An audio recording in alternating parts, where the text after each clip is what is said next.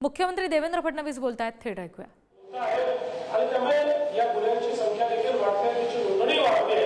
पण नोंदणी वाढत असताना ज्यावेळेस अशा प्रकारचे गुन्हे नोंदवले जातात आणि ते नोंदवताना त्या महिलांना योग्य अशा सुरक्षित वातावरणामध्ये आपण त्याची नोंद घेतो, तर मला असं वाटतं की त्यातनं त्यांचाही कॉन्फिडन्स वाढतो।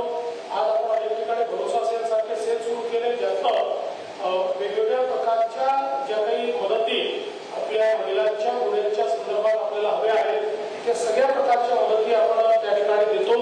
आणि म्हणून मला असं वाटतं की अतिशय चांगल्या प्रकारे हे काम या ठिकाणी झालेलं आहे।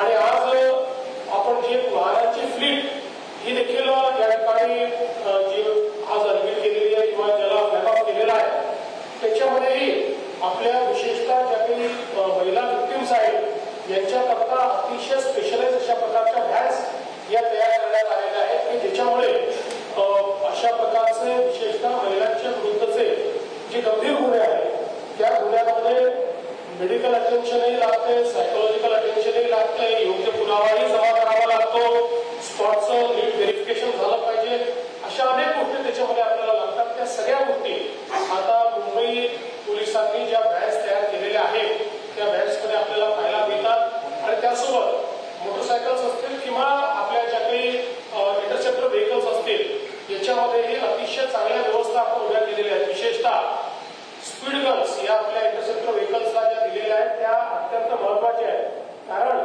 स्पीड गन कुठे लागले हे माहिती असल्यामुळे लोक वेगाने येतात, त्याच्यात थोडा स्पीड कमी करतात, गन पास करतात आणि पुन्हा आपला वेग वाढवतात। आता असं करता येणार नाही। आता या कुठे आपल्या व्हेकल्स उभ्या राहतील आणि त्या व्हेकल्सच्या माध्यमातून आपल्याला त्या स्पीड गनचा वापर करून आणि योग्य प्रकारे मला असं वाटतं की हे जे स्पीडिंग आहे, ओव्हर स्पीडिंग आहे याच्यावर आणि ऍक्सिडेंट्सवर एक चांगल्या प्रकारे टाच त्या ठिकाणी आणता येईल।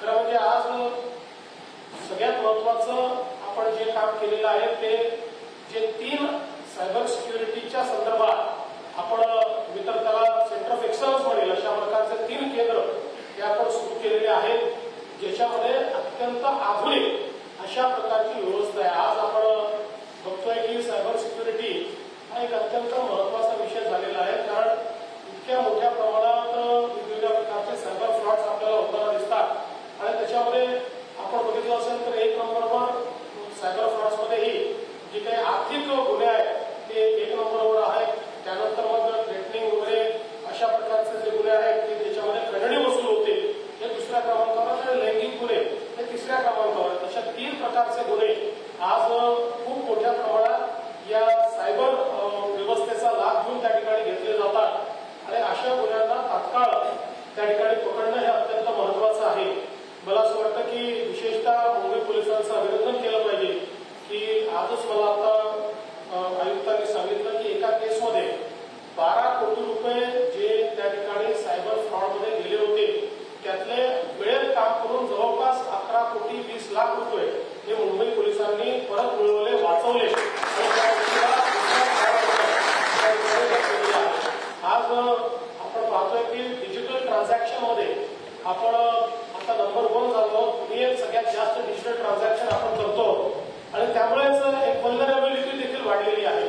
आज आपल्या वेगवेगळ्या जे काही प्लॅटफॉर्म्स आहेत त्या प्लॅटफॉर्मचा उपयोग करून जसं एकीकडे आपण डिजिटल ट्रान्झॅक्शनमुळे खूप मोठ्या प्रमाणात लोकांना एका फॉर्मल इकॉनॉमीच्या अंतर्गत आणलंय, त्याचवेळी जे लोक सायबर अपराधी आहेत मुंबईमध्ये आता सायबर गुन्ह्यांची उकल वेगानं व्हावी यासाठी नव्या सायबर लॅबची निर्मिती करण्यात आली आहे आणि मुख्यमंत्र्यांच्या हस्ते या आयुक्तालयाच्या उपक्रमाचं लोकार्पण सुद्धा झालंय।